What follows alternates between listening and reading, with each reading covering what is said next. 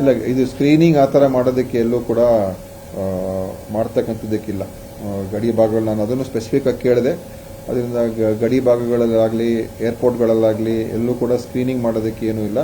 ಯಾರಾದರೂ ಸಿಂಪ್ಟಮ್ಸ್ ಇದ್ರೆ, symptomatic cases ಇದ್ರೆ ಅದರ ಬಗ್ಗೆ ನೀವು ನೋಡ್ಬೋದು ಅಂತ ಹೇಳಿದೆ. ಅದು ನೋಡೋಣ, ಯಾಕಂದ್ರೆ ಇನ್ನು ನಾಳೆ ಮತ್ತೆ ಮೀಟಿಂಗ್ ನಮಗೆ ನಮ್ಮ ಟೆಸ್ಟಿಂಗ್ ಹೆಚ್ಚಾದ ಮೇಲೆ ಅವಾಗ ಏನಾಗುತ್ತೆ, ನಮ್ಮ ಮುಂದೆ ಏನು ಕ್ರಮ ತಗೊಳ್ಬೇಕು ಅಂತ ನಾವು ಅವಾಗ ಯೋಚನೆ. ಯಾಕಂದ್ರೆ ಬಾರ್ಡರ್ ಏರಿಯಾಗಳು ಜಾಸ್ತಿ ಟೆಸ್ಟ್ ಮಾಡಿಸಿ ಕೇಳಿದ್ದೀವಿ. ನಮ್ಮ ದಕ್ಷಿಣ ಕನ್ನಡ, ಕೊಡಗು, ಚಾಮರಾಜನಗರ, ಮೈಸೂರು ಈ ಜಿಲ್ಲೆಗಳಿಗೆ ಹೆಚ್ಚು ಟೆಸ್ಟ್ ಮಾಡೋದಕ್ಕೆ ನಾವು ಅವ್ರಿಗೆ ಹೇಳ್ತೀವಿ. ಸೊ ಅದರಿಂದ ಅದ್ರ ಮುಖಾಂತರ ನಮ್ಗೆ ಇನ್ನೂ ಮಾಹಿತಿಗಳು ಹೆಚ್ಚಾಗ್ತದೆ. ಆವಾಗ ನಂತರ ನಾವು ಅದರ ಬಗ್ಗೆ ಏನು ಕ್ರಮ ತಗೊಳ್ಬೇಕು ನಾವು ಅವಾಗ ತೀರ್ಮಾನ ಮಾಡ್ಬೇಕು.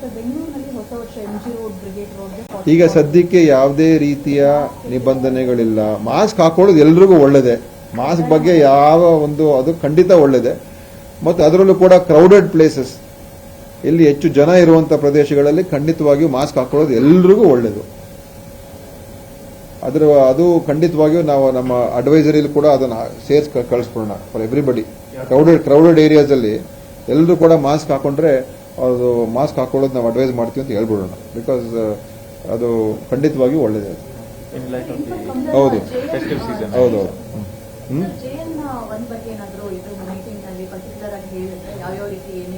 JN ಅದೊಂದು ಸಬ್ ವೇರಿಯಂಟ್ ಅಂತ ಹೇಳಿದ್ರು, ಸ್ಪೆಸಿಫಿಕ್ ಆಗಿ ಹೇಳಿದ್ರು. JN1 ಅದು ಈ ಒಮಿಕ್ರಾನ್ ನಿಂದ ಇನ್ನೊಂದು BA.2.86 ಅಂತ ಏನಿದೆ, ಅದು ಒಮಿಕ್ರಾನ್ ನಿಂದ ಬಂದಿರುವಂತ ಒಂದು ಮ್ಯೂಟೇಷನ್. ಅದರ ನಂತರ ಇದು ಅದರಿಂದ ಮುಂದುವರೆದು ಬಂದಿದೆ JN1.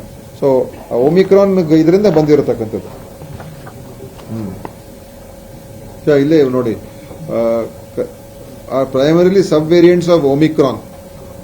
ಸೊ BA.286.1 ಅಂತ ಏನಿದೆ, ಅದರ ನಂತರ ಇದು ಬಂದಿರೋದು. ಆಗಸ್ಟ್ ತಿಂಗಳಲ್ಲಿ ಇದು JN.1 ಪ್ರಥಮವಾಗಿ ನೋಡಿದ್ರು ಲಕ್ಸಂಬರ್ಗ್ ಅಲ್ಲಿ.